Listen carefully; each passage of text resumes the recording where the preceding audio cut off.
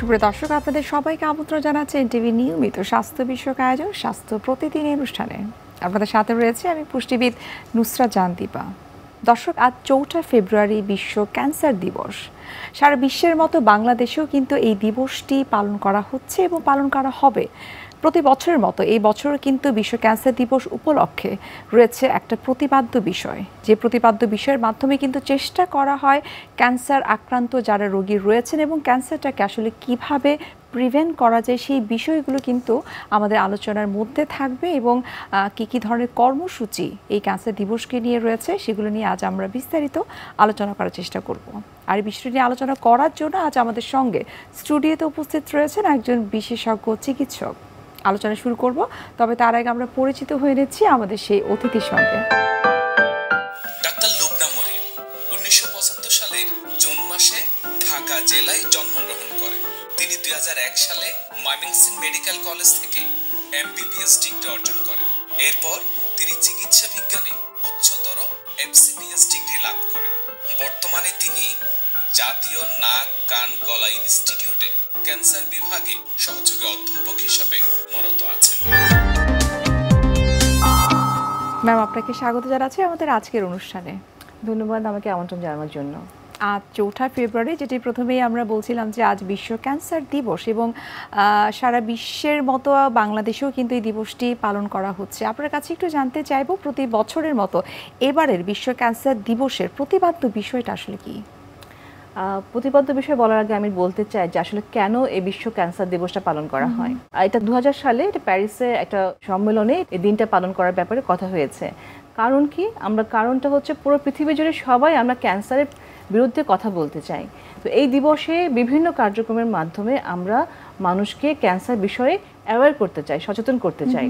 Cancer কীভাবে প্রতিরোধ করা যায়, কারণ প্রতিরোধ হচ্ছে আমাদের ক্যান্সারের মূল বিষয়। আমরা ক্যান্সারকে প্রতিরোধ করতে চাই।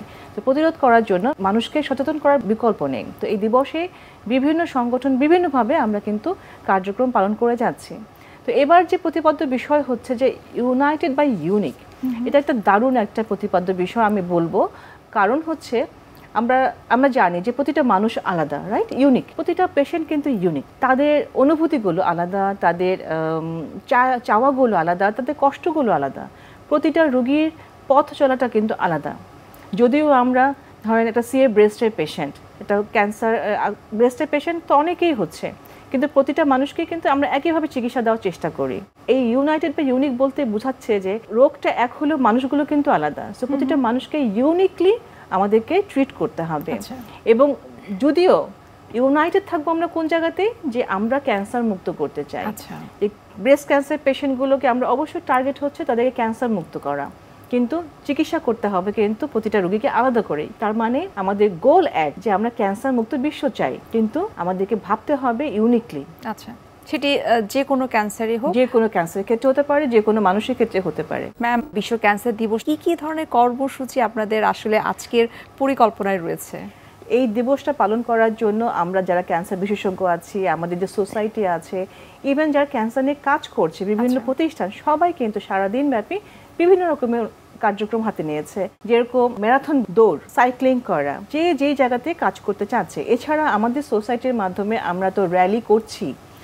সকাল থেকে বিভিন্ন জায়গাতে কিন্তু র্যালি হচ্ছে, প্রতিটা হসপিটালে। যেখানে যেখানে ক্যান্সার ডিপার্টমেন্ট আছে আপনি দেখবেন যে সবাই কিন্তু একত্রিত হয়ে, পুরো হসপিটালের সবাই একত্রিত হয়ে র্যালি করছে। এই র্যালি করে উদ্দেশ্য কি?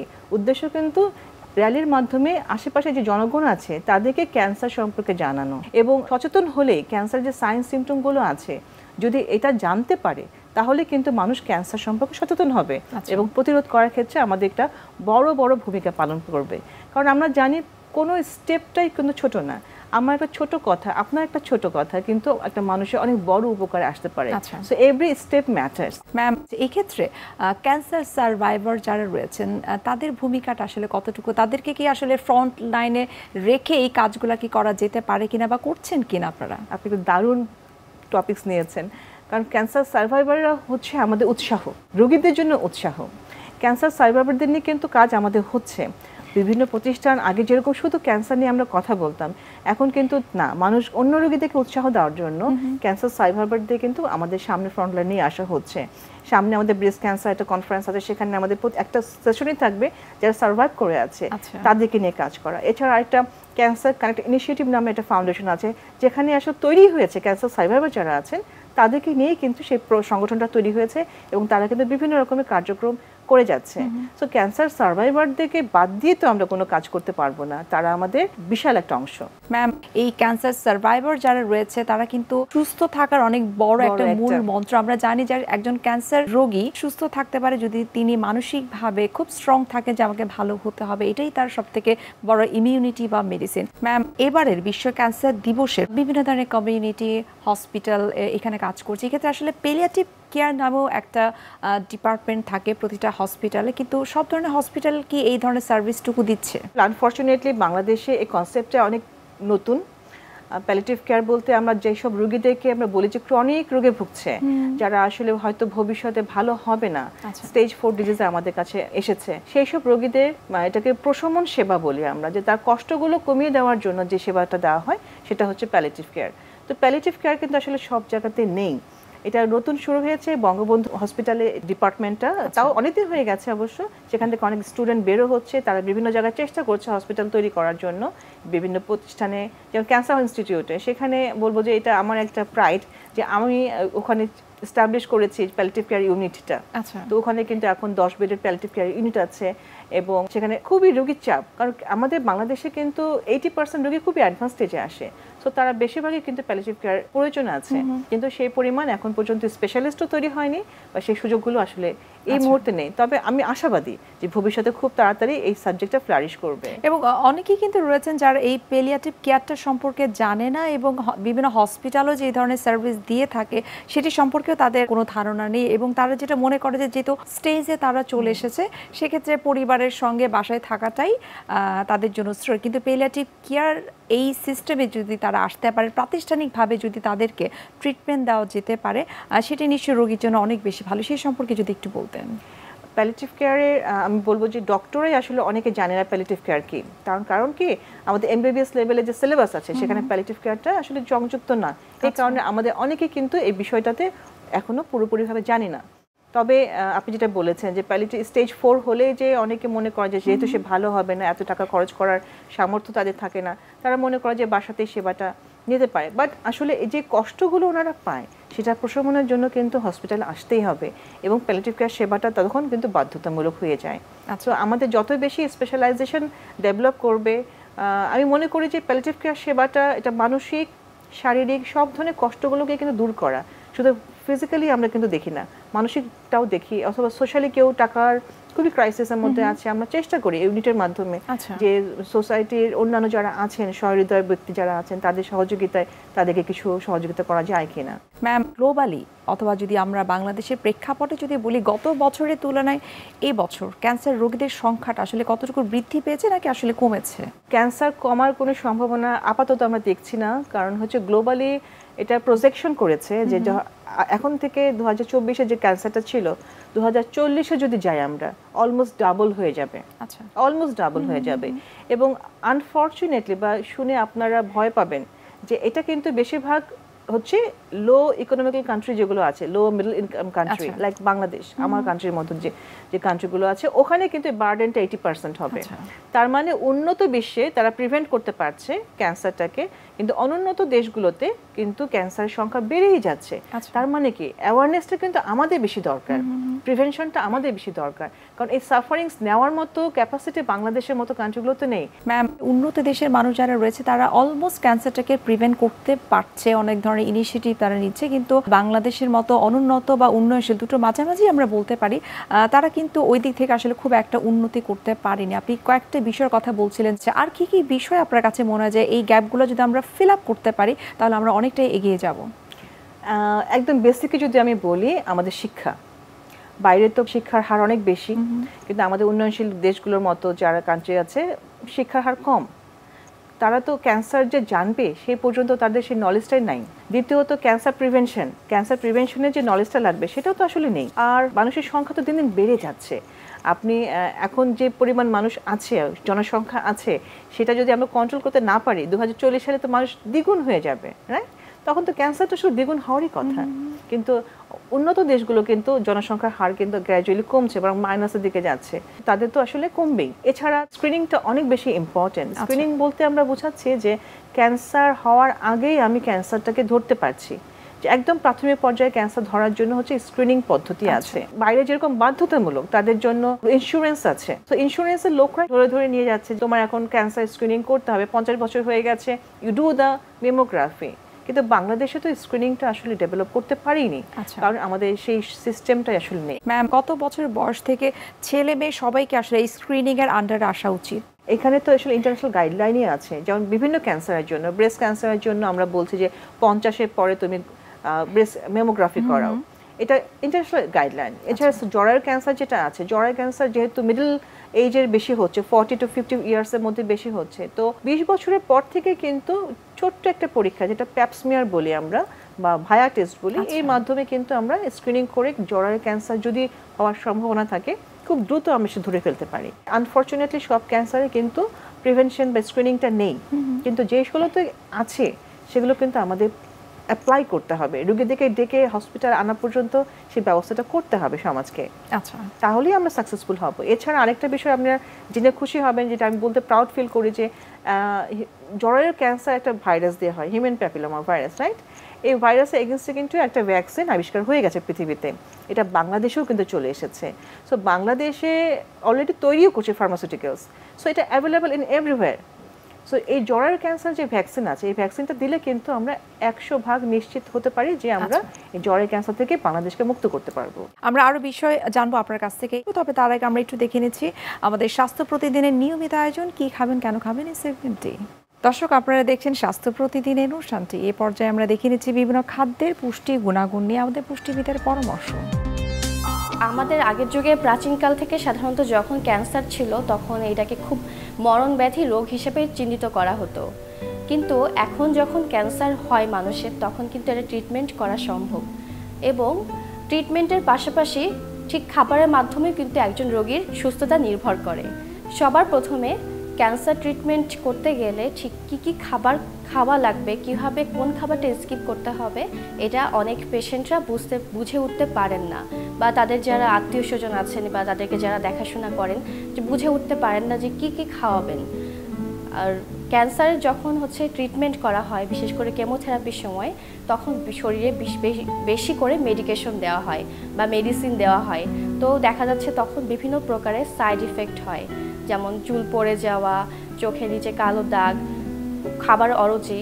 ক্যান্সার ট্রিটমেন্টে সাধারণত মানে যে রোগী থাকবেন, পেশেন্টকে নরম ভাত খাওয়ানোর অভ্যাস করতে হবে, কারণ অনেক সময় এই কেমোথেরাপির সময় দেখা যাচ্ছে যে ডাইজেশনের প্রবলেম হয়।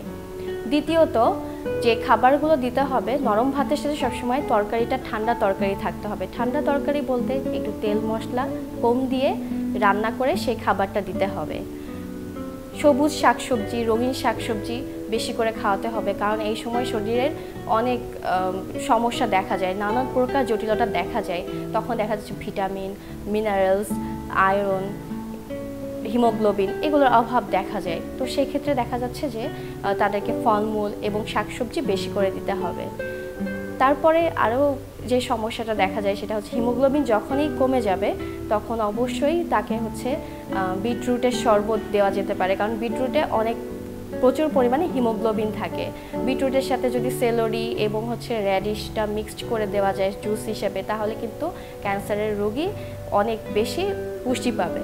বিটরুট সাধারণত যে কোনো সুপার শপে পাওয়া যায়। এটা সেলরিও, এটা একটা আমেরিকান সবজি। এটা সাধারণত অ্যান্টিঅক্সিডেন্ট, এটা ক্যান্সার প্রিভেন্ট করতে সাহায্য করে। আনার খুবই ইম্পর্ট্যান্ট একজন ক্যান্সার রোগীর জন্য, কারণ আনারে প্রচুর পরিমাণে হিমোগ্লোবিন থাকে। আর যদি ক্যান্সার পেশেন্ট সব খাবার হজম করতে পারেন, তাহলে সেক্ষেত্রে তাকে যখন শাক খাওয়ানো হবে, বিশেষ করে কচু শাক, লাল শাক, ডাঁটা শাক, অবশ্যই ওটার সাথে, ওই খাবারটার সাথে লেবুর রসটা মিশিয়ে খাওয়াতে হবে, কারণ ভিটামিন সি সাধারণত আয়রন অ্যাবজর্পশনে সাহায্য করে। যদি আপনি শুধুমাত্র শাক খাওয়ান ভাতের সাথে, তাহলে কিন্তু প্রপার হিমোগ্লোবিনটা তার শরীরের মধ্যে ঢুকবে না, শরীরে অ্যাবজর্ব করবে না। প্রতিদিন একটা করে গার্লিক খাওয়ানো যেতে পারে। রসুনটা খুবই ভালো ক্যান্সার পেশেন্টের জন্য, কারণ রসুন এক প্রকারের অ্যান্টিঅক্সিডেন্ট। এটা শরীরের বিভিন্ন টক্সিনটাকে বের করে দিতে সাহায্য করে। কেমোথেরাপির সময় বেশি করে পানি পান করতে হবে, বিশেষ করে রোগীদের উপর নির্ভর করে। যদি কারোর হচ্ছে ক্রিয়েটিনিন লেভেলটা যদি ঠিক থাকে, তাহলে সেক্ষেত্রে আমি সাজেস্ট করব মিনিমাম 2.5 থেকে 3 লিটার পানি খেতে ক্যান্সার পেশেন্টের জন্য। কারণ এই সময় প্রচুর পরিমাণে মেডিসিন ইনটেক হয়, যার জন্য শরীরে অনেক পুষ্টির ঘাটতি থেকে যায় এবং বডি টেম্পারেচারটা তখন অনেক বেশি উপরে উঠতে থাকে, যার প্রভাবে তখন পানিটা অনেক বেশি প্রয়োজন হয়। ভালো হজমের জন্য ক্যান্সারের পেশেন্টকে একটা স্যুপ দেওয়া যেতে পারে। টমেটো স্যুপটাও অনেক ভালো, কারণ টমেটো স্যুপে যে অ্যান্টিঅক্সিডেন্ট থাকে সেটা সাধারণত ক্যান্সার প্রিভেন্ট করতে সাহায্য করে। আর চিকেন আইরিশ স্টু এটাও ক্যান্সার পেশেন্টকে দেওয়া যেতে পারে, কারণ এই সময় দেখা যাচ্ছে ক্যান্সারের পেশেন্ট কোনো কিছুই খেতে চায় না।